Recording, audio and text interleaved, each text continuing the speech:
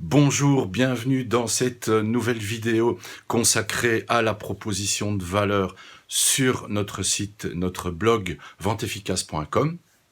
Donc je vous rappelle, venteefficace.com, c'est le blog où on va promouvoir la vente dauphin, la technique du dauphin. Ça veut dire que c'est une technique adressée aux personnes qui souhaitent vendre autrement que de manière plus agressive, plus intrusive.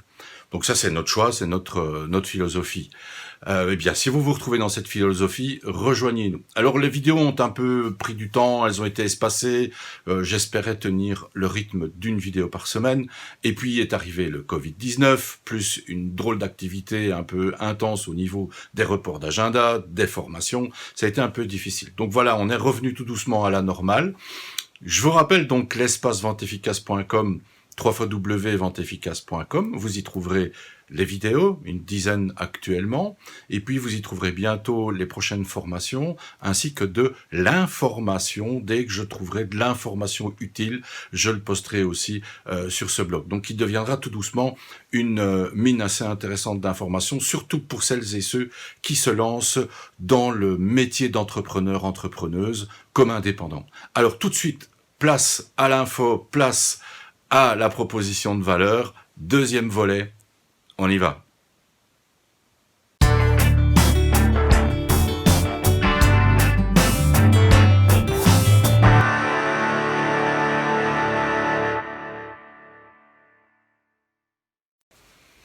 Eh bien, nous voilà repartis dans cette saga consacrée à la proposition de valeur. Il y a 1001 choses à dire sur le sujet. J'insiste encore une fois, et peut-être que je vais encore insister de nombreuses fois, sur le fait que je pense qu'il faut apprendre à sortir de la notion de produit. La boîte symbolise le produit. Mais en réalité, ce qui intéresse votre persona, ce fameux persona, je vais vous le montrer, voilà, on le verra mieux comme ça. C'est notre persona depuis le début de notre saga, consacrée au persona et à la proposition de valeur. Ils sont intimement liés, je vous le rappelle.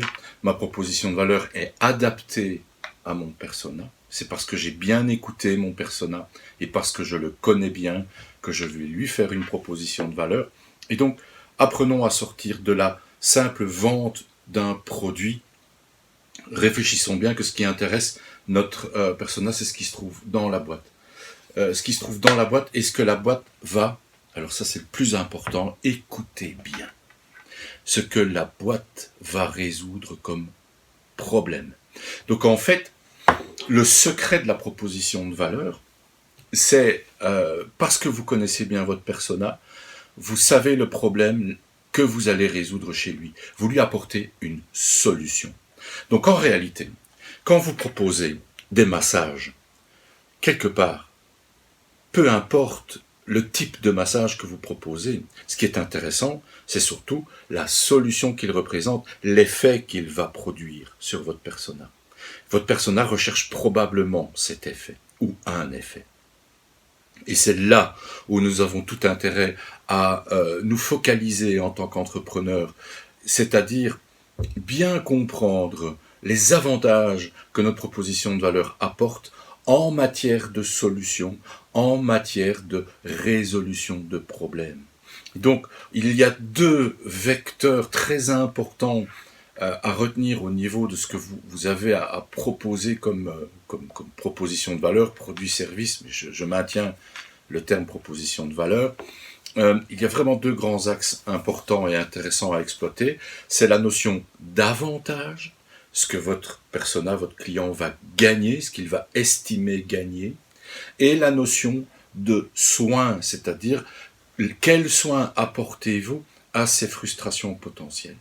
Il est possible que je revienne là-dessus encore une fois dans une autre série de vidéos, tellement c'est riche et à quel point on n'imagine pas le potentiel que ça représente, et en même temps, donc après cette épidémie de Covid-19 qui vient de nous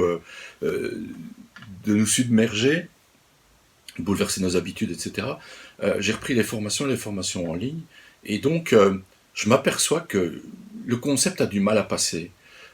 Une personne propose, je ne sais pas moi, des services de, je disais de massage tout à l'heure, la première chose qu'elle va faire dans sa communication, c'est expliquer quelle est la technique du massage, de quel type de massage il s'agit, comment on va pratiquer, comment ça va se passer, quelles vont être les heures d'ouverture du salon, où se trouve le salon, etc. Et on va penser à aménager le salon pour créer une ambiance, etc. Mais je pense que dans la communication de départ, la communication de prospection, il est plus important d'expliquer à notre persona en quoi ce massage va résoudre un problème chez lui. Un problème de stress, problème de tension, se faire plaisir, se faire du bien. Et je reviendrai dans la vidéo suivante justement sur les différents axes et les différentes pistes que nous pouvons suivre en matière d'avantages et de solutions. Donc on en reste là, ici, cette séquence, retenez bien, cette séquence est consacrée à la notion de solution. Nous apportons une solution à un problème que notre persona a. Voilà, on se retrouve dans une prochaine vidéo, sans doute la semaine prochaine. À bientôt.